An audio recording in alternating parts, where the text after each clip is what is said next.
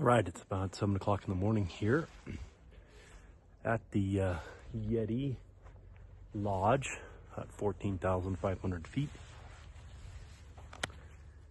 This town is called Mochermo, I think. So these little tea houses have been interesting. They create these little lodges as tourism has increased. A lot of these families were born here and been here for quite a bit.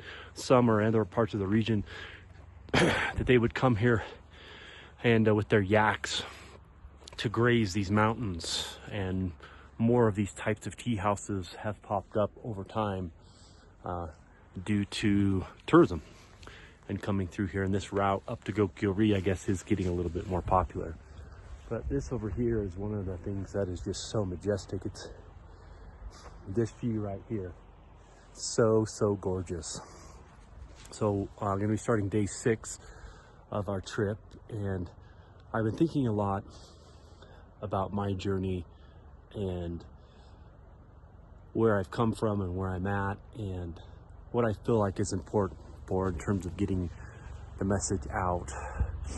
And so for me, I think there's an important concept that everybody should understand, and that's accumulation versus decumulation. Here's a helicopter. Sometimes they bring these helicopters in. Here's a life flight or bring materials in. So this one's even going higher. So this one's going up to maybe Everest Base Camp. I'm not sure.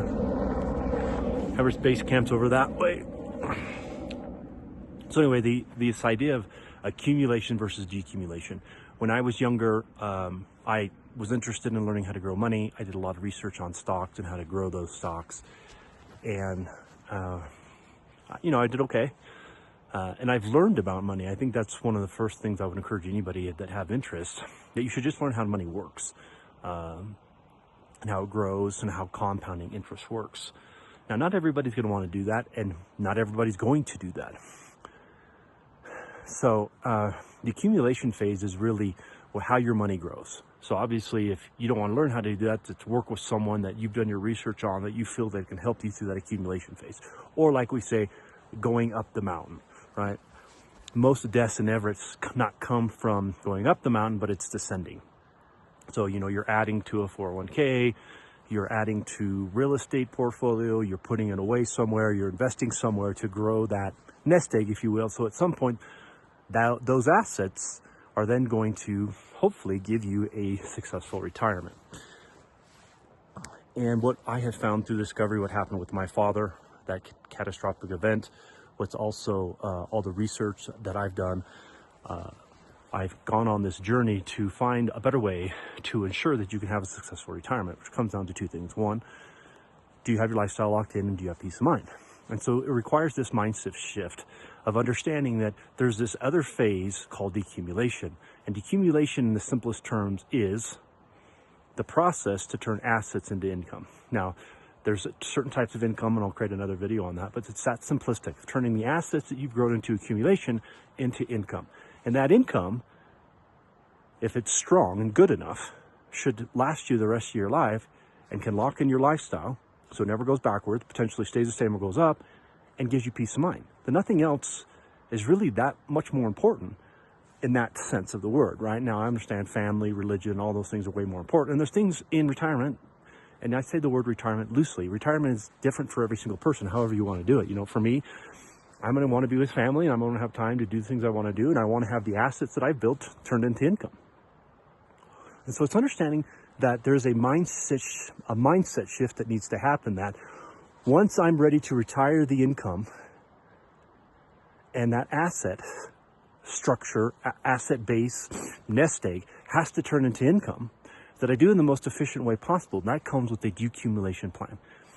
And understanding decumulation is different than accumulation. And most people go into the decumulation phase with an accumulation plan. Now, can you make it through with an accumulation plan and decumulation? Yes. But why? Okay, because there's 7 major threats that in the decumulation phase are even worse. Just like the deaths coming down the mountain. Let's say this is Everest, right? I'm climbing up. Most deaths come out, or most deaths happen after you get to the top and come down the mountain. Okay, so everybody think like, oh, people die going up the mountain. No, most people die coming down the mountain. And it's very, very equivalent to the financial side of the mountain, right? When you get up, you retire, you put that flag at the top of the mountain, you retire that income, and now that income has to turn, those assets have to turn into income. And so what does that mean?